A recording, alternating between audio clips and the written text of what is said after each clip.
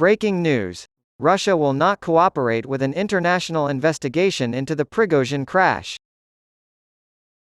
Russia has informed Brazil's Aircraft Investigation Authority that it will not investigate the crash of the Brazilian-made Embraer jet that killed mercenary boss Yevgeny Prigozhin. At the moment, the Brazilian agency said Tuesday. 10 people, including Prigozhin, 2 top Wagner Group lieutenants, and 4 bodyguards, perished in last week's Embraer Legacy 600 crash north of Moscow. He passed away exactly 2 months after leading the Russian military in a brief mutiny that was the biggest challenge to President Vladimir Putin's rule since he came to power in 1999. When asked about participating in an investigation led by Russia, Brazil's Center for Research and Prevention of Aeronautical Accidents, CENIPA, stated that it would do so if invited and provided that the investigation was conducted in accordance with international standards.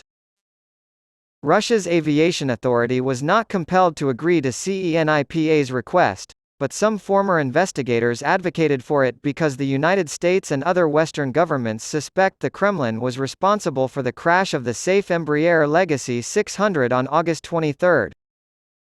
Involvement is being denied by the Kremlin.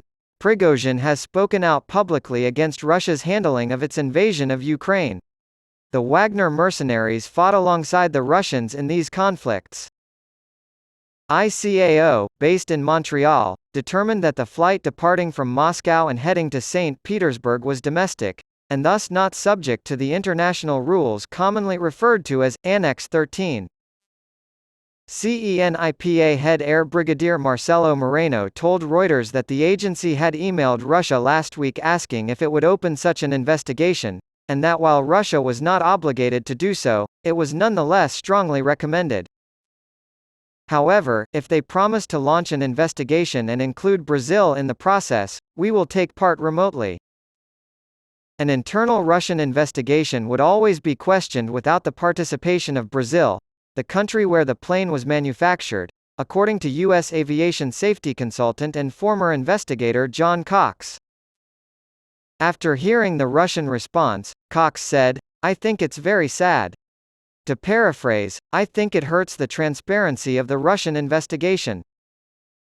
CENIPA announced in an email Tuesday that it had received a response from the Interstate Aviation Commission on Accident Investigation, IAC, with the Russian authority indicating that it would not initiate an investigation under Annex 13 at this time. While the goal of air crash investigations should be to increase aviation safety without laying blame, political interests can cloud investigations. Because of sanctions on Russia and Moscow's reluctance to allow outside scrutiny, CENIPA and manufacturer Embraer are having trouble gaining access to information from the investigation. There are currently 802 Embraer regional jets in service, each with 37 to 50 seats and built on the same platform as the Legacy 600 corporate aircraft. Embraer refused to comment. Even if CENIPA can only participate virtually, former U.S. air crash investigator Jeff Gazzetti believes Russia should accept assistance from Brazil. If they don't, the speaker says, well, then that's a sure sign that it's not going to be a transparent investigation. The rules, which take their moniker from an appendix to the Convention on International Civil Aviation, also known as the 1944 Chicago Convention, are a relatively unnoticed but highly effective form of international cooperation. Officials have credited Annex 13 with dramatically enhancing aviation safety since its inception because it encourages unusually close technical cooperation across political borders while avoiding issues of blame.